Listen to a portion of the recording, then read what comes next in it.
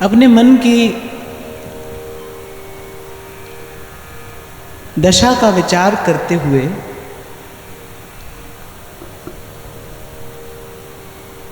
भोली सखी एक स्थान पर कहती हैं, या हिये की कठोरता कह ना परे, कोटि जतन कर हार रही मैं, पै कछु बन ना परे। अपने मन को देखती हूं तो यह अजहूं जैसे को तैसो, दिन दिन कठिन परे, और अब तो कछु उपाय न कीजे। कहती है कि जब से देख रही हूं ये मन वैसा का वैसा ही है। इस मन की कठोरता, इस मन की कुटिलाई गई नहीं, मन की चंचलता नष्ट नहीं हुई। कह रहे अब तो कछु उपाय न सूझे, एक तेरी आस करे, भोरी तोहे सब सहज किशोरी, जो तय चित्त धरे। मैं तो अपने सब उपाय करके हार गई, जो मुझसे बन पड़ता था वो मैंने किया, पर मेरे सब उपाय अंत में मुझे व्यर्थ ही मालूम पड़ते हैं। कोटि जतन कर हार रही मैं, पै कछु बन न परे, और यह अजहूं जैसे को तैसो। संतों की वाणी में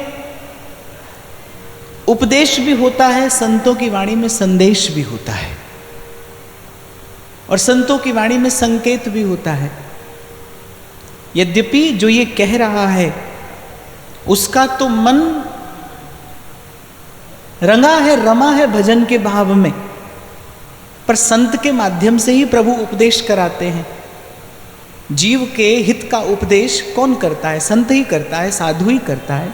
प्रभु संत और साधु के माध्यम से ही जीव को हितोपदेश कराते हैं। तो ये वस्तुतः भोली सखी के मन की दशा नहीं है, पर बता रही है कि वस्तुतः जीव के मन की दशा क्या है। अजहूं जैसे को तैसो। अनेक अनेक संतों की वाणियों में ऐसा मैंने दर्शन किया।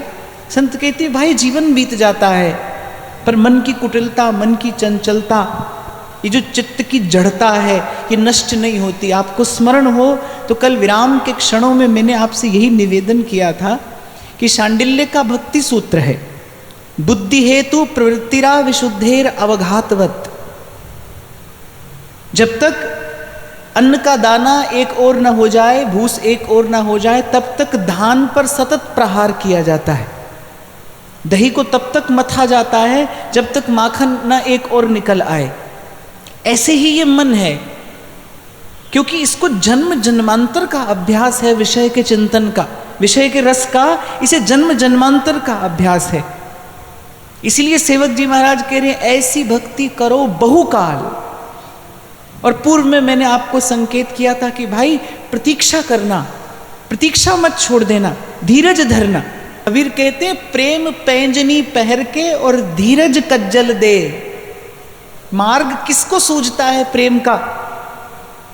बोले जो धीरज का कज्जल अपने नेत्रों में लगाता है, जो धीरज से अपने नेत्र आंज लेता है, धैर्य में ही, धैर्य से ही प्रेम का पथ सूझता है, प्रेम के पथ के पथिक को। तो धीरज धरना। एक संकेत पूर्व में व्यासपीठ से हुआ था कि समुद्र में गोता लगाने वाले को पहली बार में रत्न न मिले तो इसका ये अर्थ कदापि नहीं लगाना चाहिए कि समुद्र में रत्न नहीं है, हमको नहीं मिला, बात दूसरी है। फिर प्रयास करना चाहिए, पुनः प्रयास करना चाहिए। तो प्रेम पैंजनी पहर के और धीरज कज्जल दे, सील सिंदूर लगाए के तब पिए का सुख ले। आचरण की पवित्रता बनी रहे, गुरुजनों का अनुशासन बना रहे, उपासना में भाव का अभिनिवेश बना रहे। पूर्व में ध्रुवदास जी ने कहा कि कब हूँ तो थोड़ो भजन, कब हूँ होत विशाल, पर भजनी ऐसो चाहिए छूटे न मन की चाल। कभी थोड़ा भजन होगा, कभी बहुत होगा। और मैं तो बार बार आपको निवेदन करता ही आ रहा हूँ, मन लगाने के लिए भजन नहीं करना है भाई, मन को प्रभु में मिलाने के लिए भजन करना है। स्वभाव जो संस्कारगत आपका मेरा स्वभाव है वो बड़ी सहजता से नहीं जाएगा। ये कोई मिट्टी का दीपक नहीं है भाई, आप फूंक मारोगे और बुझ जाएगा। और एक और भी बात मैं आपको कहूँ, आप सब साधक हैं, ध्यान से समझना, कभी कभी ऐसा लगेगा कि मन विषय की वासना से पूर्ण रूपेण मुक्त हो गया। आपको लगेगा कि अब संसार की कोई इच्छा हम में बाकी नहीं रही, अब कोई संसार की कामना नहीं, अब तो मुक्त हो गए संसार से। पर आपको खबर भी नहीं पड़ेगी कब कोई छिपा हुआ पुराना संस्कार फिर निकलकर सामने आ जाएगा, फिर वही आसक्ति होगी, फिर मन की वही दुर्दशा होगी। पर उस दुर्दशा से भी घबराना नहीं, वो भी आया है तो लौट जाएगा। प्रभु के चरण पकड़े रहना, भजन के भाव को पकड़े रहना। तो संतों की वाणी से कुछ संकेत मिलता है कि ये किसका हृदय कह रहा है, जिसका हृदय भजन भाव में पूर्ण रूपेण डूबा है। भोली सखी जी तो उनका देहाध्यास तो समाप्त हो चुका था, वो तो सतत निरंतर भाव समाधि में रहते थे, लीला का दर्शन करते थे। वो कह रहे हैं या हिय की कठोरता कहीं ना पड़े, कोटि जतन कर हार गई मैं, पे कछु बनना पड़े। और ये कहा किस लिए जा रहा है? ये कहा जा रहा है ताकि आज अभी इसी क्षण इस बिंदु पर आकर आप और मैं पूर्ण समर्पण कर दें कि भाई मन का निग्रह हमसे नहीं हो पाएगा। कहती है अब तो कछु उपाय नहीं सूझत, एक तेरी आस करे और भोरी तोहे सब सहज किशोरी। हे स्वामिनी, मेरे लिए ये बहुत कठिन है और आपकी एक नेक कृपा दृष्टि का सवाल है। भोरी तोहे सब सहज किशोरी, जो ते चित्त ही धरे। यदि आप मन में ठान लें, यदि आप मन में ठान लें कि मेरा मन आपका हो जाए, तो फिर उसे आपका होने से कौन रोक सकता है? एक स्थान पर तो भोली सखी कहती है कि आप कहती हैं तेरा मन चंचल है और मैं भोली हूं। बड़ा सुंदर पद है भोली सखी का। प्रिया जी कहती हैं कि अरे भोली, तेरा मन चंचल है और मैं भोली हूं, इस चंचल मन को मैं कैसे अपना करूं? तो भोली सखी कहती है तुम अनेक चंचल अपनाए, तुमने आज तक बहुत चंचल अपनाए हैं, सब चंचल में रसिक सांवरो। उस श्याम सुंदर से चंचल कौन है, उसे भी आप अपने हृदय से लगाई रहती हैं। तो मेरा मन तो उनके सन्मुख कुछ भी चंचल नहीं है, उनके जैसा चंचल कौन है? सब में चंचल रसिक सांवरो, रहत तो उरही लगाए, तुम अनेक चंचल अपनाए। पर इनके कहने का तात्पर्य ये है, भाई भजन मन की ओर देखकर नहीं किया जाता है, भजन तो प्रभु की ओर देखकर किया जाता है। इसलिए एक सीधी सरल बात कई बार मैं आपको निवेदन कर देता हूँ, भजन करना है क्यों? क्योंकि गुरुजनों की आज्ञा है, संतों की आज्ञा है। वो संत जो हमारे हित का सतत निरंतर विचार करते हैं, वो संत हमसे कह रहे हैं भजन करने के लिए, इसलिए भजन करना है। तो आज कहते हैं मूरख मन समझत नहीं, नवल रूप निधि पाए। मूरख मन समझत नहीं, नवल रूप निधि पाए।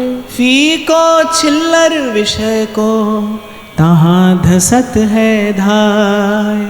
फीको छिल्लर विषय को तहाँ धसत है धाय। सो कर आवत नहीं, बनत न एको बात। सो कर आवत नहीं, बनत न एको बात। बिच ही दुख पावत फिरत, दुहु ओर ते जात। बिच ही दुख पावत फिरत, दुहु ओर ते जात। कहते मूरख मन समझत नहीं, नवल रूप निधि पाए, और फीको छिल्लर विषय को तहाँ धसत है धाय। कल इसी भाव पर चर्चा का विराम हुआ था कि वो क्षण भंगुर थोड़ी देर के लिए प्राप्त होने वाला वो जो विषय का सुख है, और वो विषय का सुख भी कैसा है, जो बड़ा दुख देकर जाने वाला है। और देखो मन की मूढ़ता, देखो मन की जड़ता, देखो कैसी है कि परम सुख की खान राधा वल्लभ लाल के चरण कमल छोड़कर, और मन उस नीरस, उस फीके विषय के रस में बार बार जाकर धंसता है, बार बार जाकर फंसता है। संत तो कहते हैं बड़ो कुसंग शरीर निज, जामे भरे विकार। सबसे बड़ा शत्रु कौन है? मन है। सबसे बड़ा मित्र कौन है? मन है। एक दार्शनिक का वाक्य है, वो कहता है सद्गुरु मिल जाए तो फिर मन के जैसा कोई मीत नहीं है। सद्गुरु मिल जाए तो मन के जैसा कोई मित्र नहीं है, और गुरु ना मिले तो अपने ही मन के जैसा अपना कोई शत्रु नहीं है। शास्त्र कहता है बंधन का कारण भी मन है, मोक्ष का कारण भी मन है। पर सदगुरु मिल जाए, सदगुरु मिला तो सब मिला, और नहीं तो मिला न कोई। और मात पिता सुत बांधवा ये तो घर घर होए। गुरु मिले तो फिर मन के जैसा कोई मित्र नहीं है। जिसे गुरु मिला, या मैं कहूं जो शिष्य हो गया किसी का, जिसे गुरु मिला वो तो कहता है अब कोई कछु कहे मन लागा, जन्म जन्म का सोया मनवा सदगुरु शब्द सुन जागा। ऐसी प्रीत बढ़ी मोहन सो जो सोने में सुहागा, और मीरा के प्रभु गिरधर नागर भाग हमारा जागा। कोई कछु कहे मन लागा। गुरु मिल जाए तो मन के जैसा कोई मित्र नहीं। आप हो, आपका मन हो तो किसी तीसरे की आवश्यकता नहीं है, फिर किसी तीसरे की आवश्यकता नहीं है। सेवक जी कह रहे हैं श्री हरिवंश नाम रस झिले, क्यों सोहे लोगन में मिले।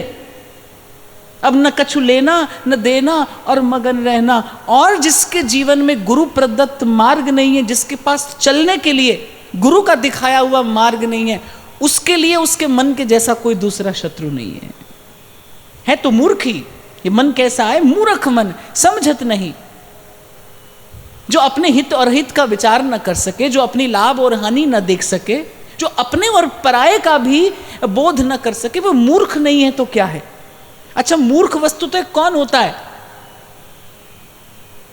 जो कुछ नहीं जानता है वो मूर्ख नहीं है, वो तो अबोध है।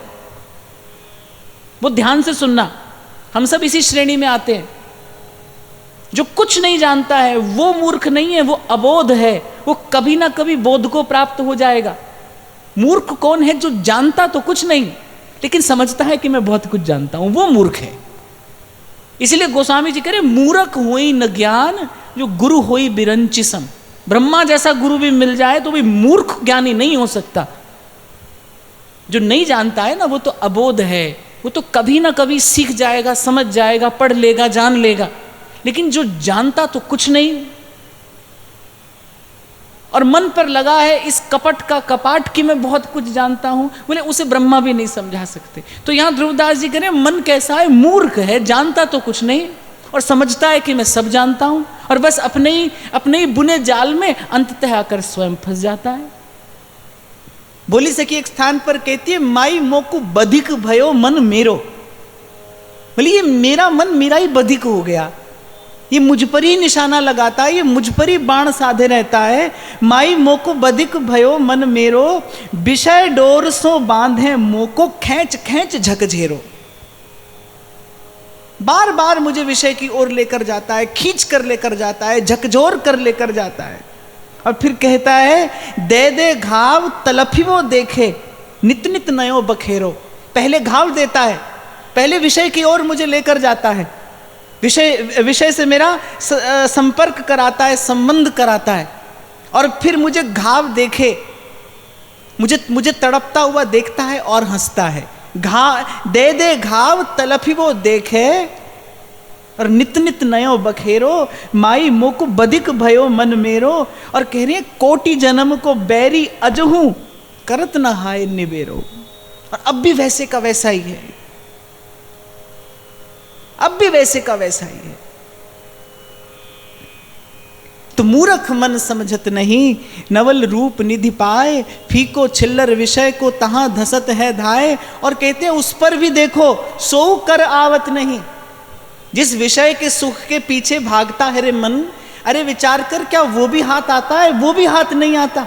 सेवक जी कह रहे हैं इत व्यवहार न उत परमारथ, बीच ही बीच जो जन्म गमायो। संसार का सुख पाने के लिए प्रयास किया, वो हाथ आ नहीं सकता था। जो सुख हाथ आ सकता था उसके लिए प्रयास नहीं किया, तो न तो स्वार्थ सधा न परमार्थ सधा। इत व्यवहार न उत परमारथ, बीच ही बीच जो जन्म गमायो। सो कर आवत नहीं और बनत न एको बात, बिच ही दुख पावत फिरत। और कहते हैं दुहू ओढ़ते जात, यहां से भी गया और वहां से भी गया। इस संसार को खूब हृदय से लगाने की चेष्टा की, इसे खूब अपना बनाने का प्रयास किया। ये अपना बन नहीं सकता था। जो अपना हो सकता था, जो अपना था, अपना है और कभी अपना हो सकता है, उसकी ओर कभी दृष्टि नहीं की। और अंत में निर्णय क्या है? ये अमूल्य देह, ये अमूल्य मानव जीवन बस अपने ही हाथ से खो दिया। ये अमूल्य अवसर अपने हाथ से खो दिया। इसलिए उस दिन मैं आपको कह रहा था, कोई कहता है ना ये पाया जीवन में, ये पाया, मैंने कहा दूसरी ओर देखो, जीवन खोया है आपने। आप कहते हो, आप गणना करते हो किसकी, ये पाया वो पाया, ये मेरा हुआ वो मेरा हुआ।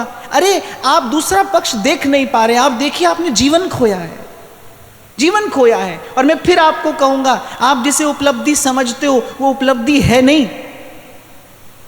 उपलब्धि से तो जीवन में श्रेष्ठता आनी चाहिए, उपलब्धि से तो जीवन में वास्तविक समृद्धि आनी चाहिए। हमारी संसार की तथाकथित उपलब्धियां तो हमारे जीवन में भय, चिंता, क्लेश, ईर्ष्या, राग, द्वेष की अग्नि लेकर आती।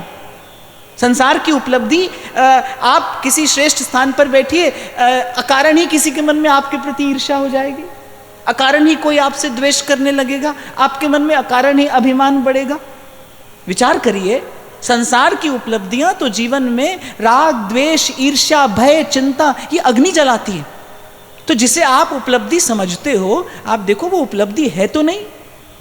तभी ध्रुवदास जी कह रहे, बनत ना एको बात और बिच ही दुख पावत फिरत दुहु औरते जात।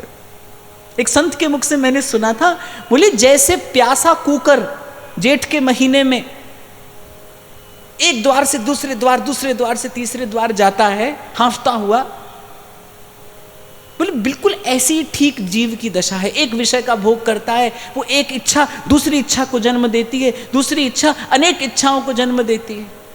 उस दिन मैं आपको सुना रहा था, महाराज ने जब मुझे बताया स्वामी श्री शरणानंद जी महाराज की बात, किसी ने कहा कामनाओं की निवृत्ति कठिन है, बोले लेकिन उनकी आपूर्ति तो असंभव है।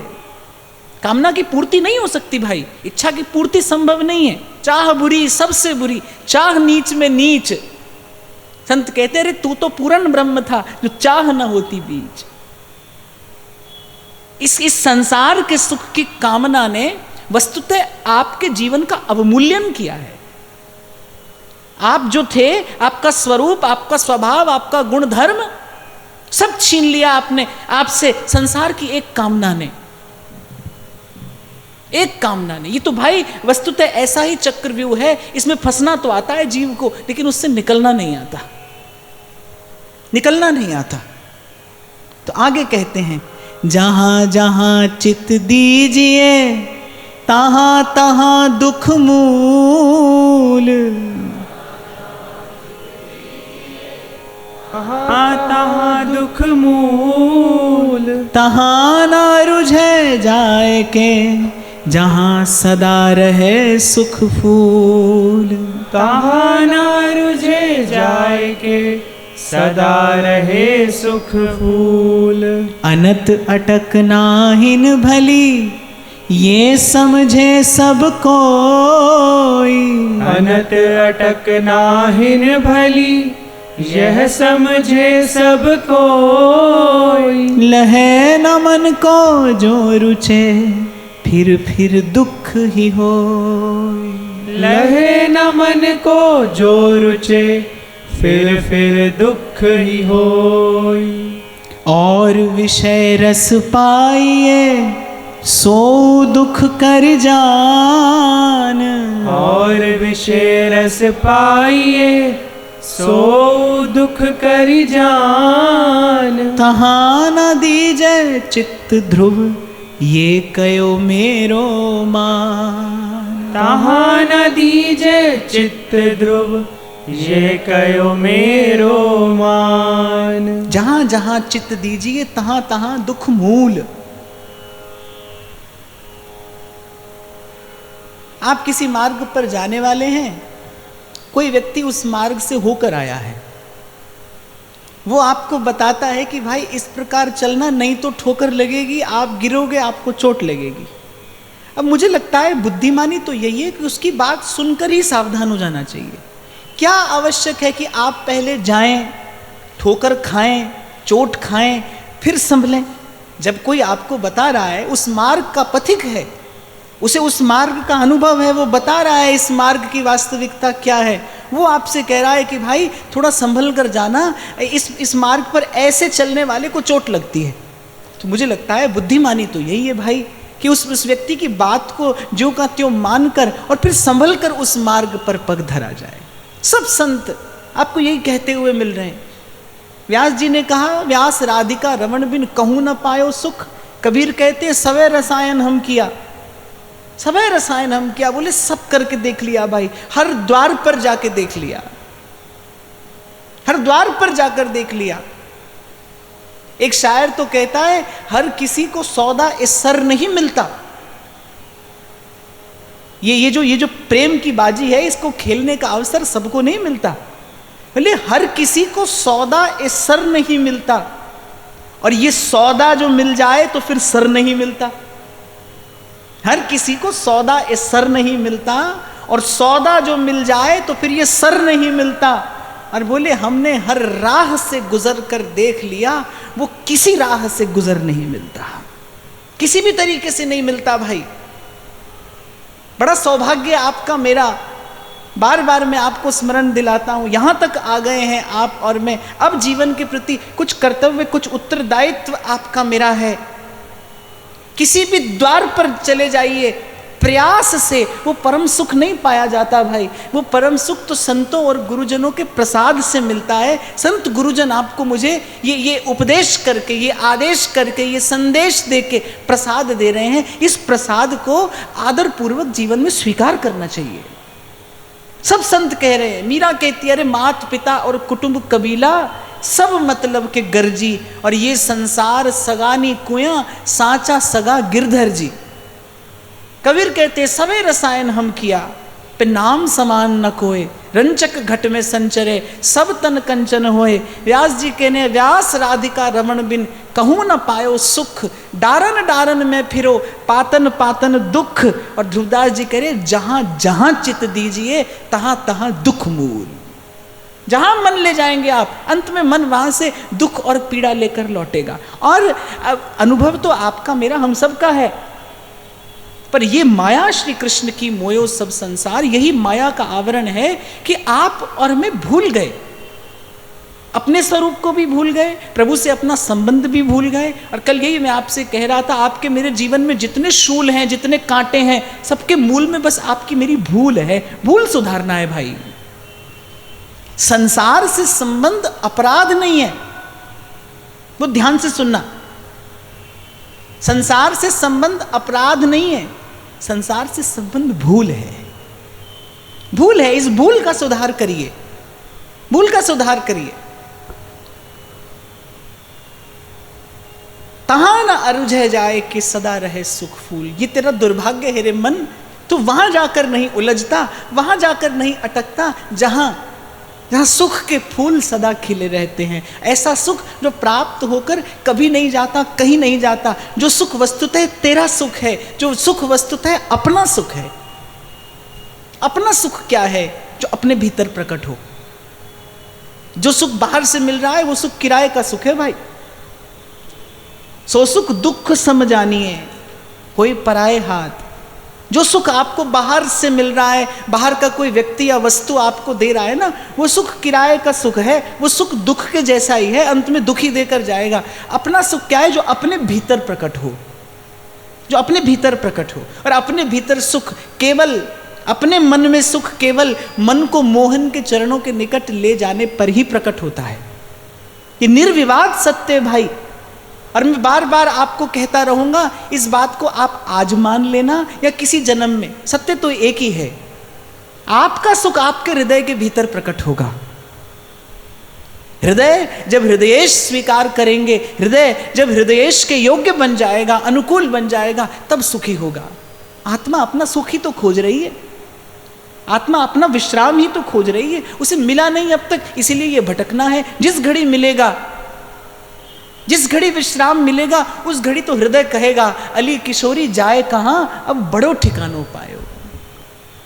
कहते हैं ना व्यास जी, रे मन बावरे तू हरिपद अटक्यो, मन बावरे हरिपद अटक्यो। भली करी तैं मोह तोर के, भली करी तैं मोह तोड़ के, वृंदावन कूसट क्यों, रे मन बावरे तू हरि पद अट क्यों मन बावरे तू। हरि पद अट क्यों। एक बार एक संत कुछ अपने शिष्यों के साथ बैठकर उन्हें ध्यान का अभ्यास करा रहे थे। तो एकदम से भूकंप आया, वो भवन हिलने लगा। वो जितने लोग बैठे थे सब दौड़कर बाहर भाग गए। संत अपने स्थान पर शांत भाव से, स्थिर भाव से बैठे रहे। अब जब उसकी आहट थमी, वो भय शांत हुआ, तो सब लोग दौड़कर आए। तो बोले, अरे भूकंप आ रहा था, कुछ भी हो सकता था, कोई अनर्थ हो जाता, आप भागे क्यों नहीं? हम तो भाग गए, प्राणों की रक्षा हो गई। बोले, पर भयभीत तो आप अब भी दिखाई पड़ते हैं। संत ने कहा, भयभीत तो आप अब भी दिखाई पड़ते हैं। और उन लोगों ने देखा, हाँ, पर आप जैसे पहले निश्चिंत थे वैसे ही अब भी निश्चिंत हैं। कारण? संत ने कहा, भागे तो तुम भी और भागा मैं भी, पर तुम संसार से उठकर संसार में भागे और मैं इस संसार में उठकर भीतर अंतर्यामी के चरणों से जाकर लग गया। आप बाहर भागे, मैं भीतर भागा, बस आप में और मुझ में इतना ही भेद रहा। आप बाहर भागकर भी भयभीत रहे और मैं भीतर जाकर निश्चिंत हो गया। चलना तो आपकी मेरी विवशता है भाई, करना आपकी मेरी विवशता है, चलना पड़ेगा। आए हैं, ये जीवन यात्रा है, चलना आपको मुझे पड़ेगा, करना आपको मुझे पड़ेगा, चलना आपकी मेरी विवशता है। तो क्यों ना एक एक पग अपने प्रभु की ओर चला जाए। करना तो है, तो फिर क्यों ना सेवा की जाए, क्यों ना स्मरण किया जाए, क्यों ना चिंतन किया जाए। एक एक पग प्रभु की ओर चला जाए। सब रोगों की औषधि तो यही है भाई, उपाय यही है, समाधान यही है।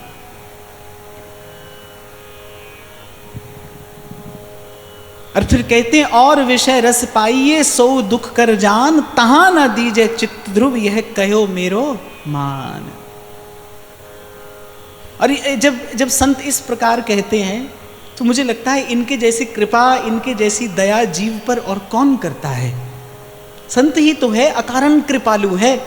परमार्थ के कारण तो संत ही आता है। पर उपकार देह धरणम, बार बार आपसे मुझसे कह रहे हैं, कितना प्रयास कर रहे हैं, कितना परिश्रम कर रहे हैं, अनेक अनेक शब्द, अनेक अनेक भाव, अनेक अनेक विचार, अनेक अनेक विधियों से आपको मुझे समझाने का प्रयास कर रहे हैं। किसी प्रकार आप और मैं समझ जाएं और पकड़कर अपना मन पकड़कर अपने मन को ले जाएं प्रभु के चरणों के निकट। और मैं फिर कहूँगा भाई, जितने भी रोग हैं, भव के जितने भी रोग हैं, सब रोगों की औषधि एक है। आज नहीं तो कल, कल नहीं तो कभी भाई लगना तो भजन में ही पड़ेगा। आपको ही विचार करना पड़ेगा, आपको ही भजन करना पड़ेगा, आपके हिस्से का ये कार्य आपको ही करना है। शुभस्य शीघ्रम, शुभस्य शीघ्रम, सबसे शुभ घड़ी यही है भाई। आज है, अभी है, पल में परलय होएगी, फिर करेगा कब। फिर जाने मन ऐसा रहे ना रहे, फिर जाने ये अवसर आए ना आए। बुद्धिमानी यही है भाई, इस अवसर का लाभ लीजिए, इस अवसर का सदुपयोग करिए। अब तो ऐसी चित्त धर युगल चरण रंग नाच, अब तो ऐसी चित्त धर युगल चरण रंग राज। महामाधुरी केली गुण छिन छिन गार नाच। महामाधुरी केली गुण छिन छिन गाय नाच। अब तो ऐसी चित्त धर युगल चरण रंग राच, महामाधुरी केली गुण छिन छिन गाय अरु नाच। देखो, रोगी को कभी कभी वैद्य ऐसा मिल जाता है कि आधा उपचार तो वैद्य अपनी बात से ही कर देता है। कोई होता है वैद्य चिकित्सक, कोई डॉक्टर ऐसा होता है कि वो मरीज का आधा उपचार तो बस अपनी बात से ही कर देता है और आधा कार्य जो है वो अपना औषधि कर देती है। तो मुझे लगता है आपको और मुझे तो ऐसा वैद्य मिला है, आपको और मुझे तो ऐसा चिकित्सक मिला है, आधा उपचार तो इनकी बात को सुनने से ही हो जाता है।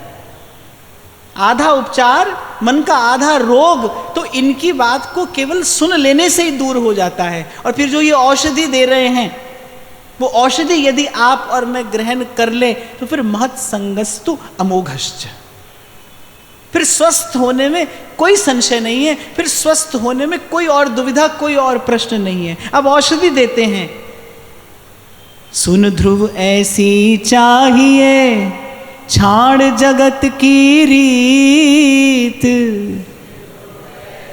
चाहिए छाड़ जगत की रीत, युगल चरण कोमल सुरंग तिन्हीं सो कर प्रीत, युगल चरण कोमल सुरंग तिन्हीं सो कर प्रीत। अब औषधि देते हैं कि अपने मन में एक बार धर युगल के चरण कमल।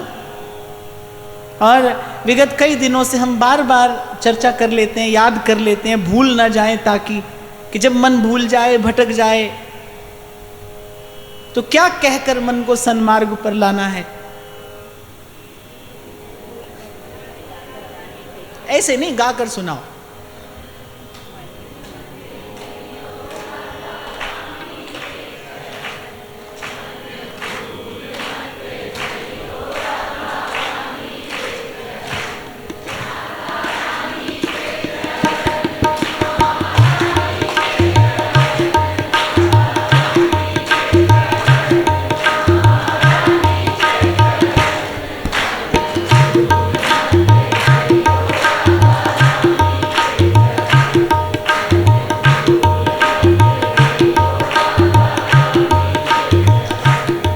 और मुझे लगता है ये जितनी चर्चा हो रही है, इस चर्चा के प्रसाद स्वरूप बस इतनी सी बात आपको याद रह जाए कि मन श्री जी के चरण कमल न बिसारे।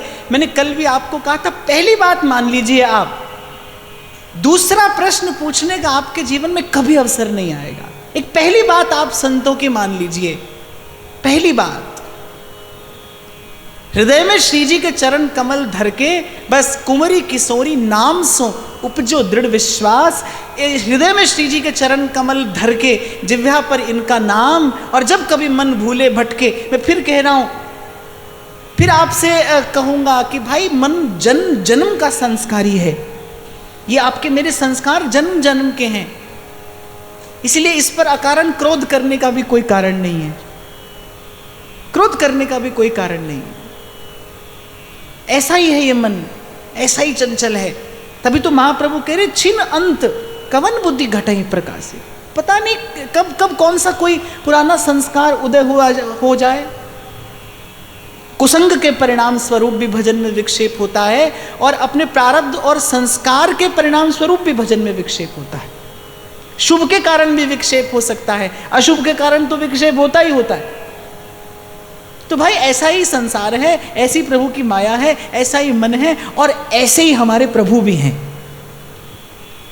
ऐसे ही प्रभु भी हैं। जितने शरण आए सब उबरे, ऐसी उनकी रीत रे मन कर साहिब सो प्रीत रे मन कर साहिब सो प्रीत। महामाधुरी केली गुण छिन छिन गाए और नाच। बस श्री जी का नाम नहीं छोड़ना। कल भी मैंने आपको कहा था ना कि शबरी के मन में ये प्रश्न नहीं है राम आएंगे या नहीं आएंगे। उसका मन ये प्रश्न नहीं करता है राम आएंगे या नहीं आएंगे।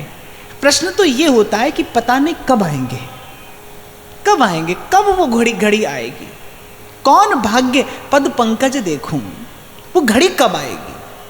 तो आपको मुझे अपने मन में ये संशय नहीं रखना है कि श्री जी मिलेंगे या नहीं मिलेंगे। प्रतीक्षा करनी है कब मिलेंगे, और कालाक्षेप कैसे किया जाए। श्रवण कथन सुमिरन प्रतीत बीत काल सब जाई। देखो, एक संत के मुख से मैंने सुना था, अनुभवी संत थे, भजनानंदी संत थे। वो कहते थे वस्तुतः भक्त को कोई साधन नहीं करना होता है। और भक्त जो करता है वो साधन होता भी नहीं है, उसको साधन कहना भी नहीं चाहिए। आप और मैं जो कर रहे हैं ये साधन नहीं है, ये तो समय बिताने का एक मार्ग है, एक विधि है, कालाक्षेप का एक उपाय है। ये भक्त अपने प्रभु की बात नहीं कहेगा तो क्या कहेगा, अपने प्रभु की बात नहीं सुनेगा तो क्या सुनेगा, अपने प्रभु का गुण नहीं गाएगा तो करेगा क्या। तो सेवक जी कह रहे श्रवण कथन सुमिरन प्रतीत बीत काल सब जाई हो, कि बस वो घड़ी आ जाए। ये जो प्रतीक्षा का काल है, ये प्रतीक्षा का काल जो है ये सुंदर हो जाए, ये सरस हो जाए, ये मधुर हो जाए, इसके लिए ये सब आप और मैं कर रहे हैं। भक्त कोई साधन नहीं करता, और भगवान साधन से मिलते भी कहाँ हैं, भगवान साधन से मिलते भी कहाँ हैं। मैंने तो कहा था आपसे, खोजकर किसी ने पता पाया हो ऐसा तो कोई प्रमाण नहीं मिलता। कहने वाला कहता है अरे कभी यहां तुझे ढूंढा और कभी वहां पहुंचा, कभी यहां तुम्हें ढूंढा कभी वहां पहुंचा, और तुम्हारी दीद की खातिर कहां कहां पहुंचा। और फिर कहता है गरीब लुट गया बामाल हो गया, लेकिन किसी तलक न तेरा आज तक निशा पहुंचा, किसी तलक न तेरा आज तक निशा पहुंचा। अभी जो मैं आपको कह रहा था ना, किसी ने महसूस करके कहा है कि हमने हर राह से गुजर कर देख लिया, वो किसी राह से गुजर नहीं मिलता। किसके मिलने की बात हो रही है, उसी सुख और आनंद के मिलने की बात हो रही है। वो कह रहे वो किसी राह से गुजर नहीं मिलता, किसी द्वार पर जाकर नहीं मिलता। जब आएंगे प्रभु ही आएंगे। आप और मैं तो वस्तुतः यदि कुछ कर सकते हैं तो केवल श्रवण कथन सुमिरन करते करते प्रभु के आने की प्रतीक्षा कर सकते हैं। और मुझे लगता है प्रेमी के जीवन का सौंदर्य ही प्रतीक्षा है। प्रेमी के नेत्रों का श्रृंगार क्या है, प्रियतम के आगमन की प्रतीक्षा, वही उसके नेत्रों का श्रृंगार है, वही सजा देती है उसके नेत्रों को कि प्रियतम कब आएंगे, कब आएंगे। कहा करूं कछु बस नहीं मेरो, पाख नहीं उड़ जावन की, ये दो नैना कयो नहीं माने, नदियां बहें जैसे सावन की, नदियां बहें जैसे सावन की, कोई कईयो रे हरियावन की, आवन की मन भावन की, कोई कईयो रे हरि आवन की। और आपको लगता है कि जब ये प्रश्न हो कि वो आएंगे या नहीं, कोई प्रतीक्षा कर सकता है? प्रतीक्षा तो तभी होती है ना जब ये विश्वास हो कि वो आएंगे। एक रसिक हृदय कहता है आशा रख पगली आएंगे, आएंगे, होगी प्रभु की कृपा, आज नहीं तो कल होगी। जब मीरा जी अपने गिरधर गोपाल से बात किया करती थी, अनेक अनेक प्रेमालाप करती थी, तो एक दिन उनकी किसी सखी सहचरी ने पूछा, बोली भाई साहब आप तो इनसे इतनी बात करती हो, पर ये आपकी किसी बात का उत्तर तो नहीं देते। तो मीरा ने नेत्रों में अश्रु भरकर उस अपनी सखी की ओर देखकर कहा कि अभी मैं इस योग्य नहीं हुई ना, मैं जिस दिन योग्य हो जाऊंगी ये मेरी बात का उत्तर भी देंगे। मैं इसी आशा में इनसे बात करती हूं कि इनसे बात करते करते, और मीरा जी का ये वाक्य अपने आप में एक संकेत देता है। वो कह रही है अभी योग्य नहीं हुई, पर इनसे बात करते करते ही इनसे बात करने के योग्य हो जाऊंगी। भजन करते करते ही भजन का अभ्यास होता है, भजन के अभ्यास से ही भजन का व्यसन हो जाता है। तो ये जो श्रवण कथन और स्मरण है ये कोई साधन नहीं है। ये प्रियालाल के नाम का रूप का ध्यान करके गान करके जो सुख आप और मैं पाते हैं ये कोई साधन नहीं, ये आपके मेरे कालाक्षेप की विधि है। भक्त ऐसे ही अपना जीवन व्यतीत करता है। सूरदास गिरधर जस गाए गाए जीजिए, सूरदास गिरधर जस गाए गाए जीजिए। और फिर कह रहे हैं सुन ध्रुव ऐसी चाहिए छांड जगत की रीत। जगत की रीत क्या है? स्वार्थ जगत की रीत है, परमार्थ प्रभु की रीत है। दो ही रास्ते हैं भाई, तीसरा कोई रास्ता है ही नहीं। एक स्वार्थ है, एक परमार्थ है। वो कह रहे अब तू एक बार वो स्वार्थ का व्यवहार छोड़कर देख। और स्वार्थ क्या है? स्वार्थ किसे कहते हैं? मैं दूं और मुझे मिले, यही स्वार्थ है। मैं यहां से दूं और यहां से मुझे मिले, इसी को व्यापार कहते हैं, इसी का नाम ही स्वार्थ है। तुलसीदास जी कह रहे एक बार स्वार्थ की रीत छोड़, छाड़ जगत की रीति। जगत तो देखो इसी से बंधा है, संसार जो है वो इसी व्यवहार से बंधा है। लेते चले जाइए और देते चले जाइए, जहां लेने देने में बाधा हुई वहां संबंध समाप्त। और वैसे भी संसार में तो संबंध का दूसरा नाम ही लेना देना है। आप ही तो कह देते हैं ना कई बार, अरे हमारा क्या लेना देना है, वो राजी हो तो राजी रहें, दुखी हो तो दुखी रहें, हमारा क्या लेना देना है। माने लेने देने का नाम ही तो संबंध है। संसार की रीत क्या है? लेना और देना। वो कह रहे एक बार छाड़ जगत की रीत। बोले इस रीति से तूने व्यापार करके देखा, इस रीति से तूने व्यवहार करके देखा, अरे हर बार अंत में तेरी हानि हुई। अब व्यापार की एक रीति से हर बार हानि होती हो तो कोई दूसरी रीति अपनानी चाहिए ना। तो कह रहे एक बार मेरे कहने से, तुलसीदास जी कह रहे मेरा कहा मान और छाड़ जगत की रीत, और ये स्वार्थ की रीत छोड़ और परमार्थ की रीति पकड़। और परमार्थ की रीत क्या है? सेवा। तन से मन से साधन से सबकी सेवा कर, सिया राम मैं सब जग जानी, करऊं प्रणाम जोरी जुग पानी। संत भगवंत सबकी सेवा करता हुआ इस परमार्थ के मार्ग पर आगे बढ़। सुन ध्रुव ऐसी चाहिए छाड़ जगत की रीत, सुन ध्रुव ऐसी चाहिए छाड़ जगत की रीत। युगल चरण कोमल सुरंग तिन्ही सो कर प्रीत। युगल चरण कोमल सुरंग तिन्ही सो कर प्रीत। जब तक आप स्वयं को देह माने, जब तक आप स्वयं को देह माने, तभी तक देह से जुड़े सारे नाते हैं, सारे संबंध हैं। आप कभी विचार करो, आप कभी नहीं बोले, आप अपने मुख से कभी नहीं बोले मैं शरीर। आप बोलते तो यही हो मेरा शरीर, मेरे हाथ, मेरे पांव, मेरा मन, मेरी बुद्धि। मैं मन, मैं बुद्धि, मैं हाथ, मैं पांव, ऐसा तो आप कभी नहीं बोले। हमेशा आप ऐसा ही कहते हो ना, मेरा शरीर, मेरा देह, मैं देह आपने कभी कहा नहीं। इसी को गोस्वामी जी कह रहे जड़ चेतन ग्रंथि पर गई, यद्यपि मृषा छूटत कठिन। आप कहते तो नहीं हो मैं देह, लेकिन व्यवहार ऐसा ही करते हो जैसे आप ही देह हो, जैसे आप ही शरीर हो। जब तक शरीर है, जब तक देहाध्यास है, तभी तक इससे जुड़े सब नाते हैं, सब बंधन हैं। तभी तक आपको रहने के लिए यहां पर घर मकान ढूंढना पड़ता है। जिस घड़ी आप स्वस्थ हो जाते हैं साधु संग से, गुरु के चरणों की रज से, जिस दिन दृष्टि शुद्ध पवित्र हो जाती है, उस दिन मन कबीर के जैसा कहता है, प्रेम नगर में रहनी हमारी। कहाँ रहते हो? प्रेम के नगर में रहते हैं।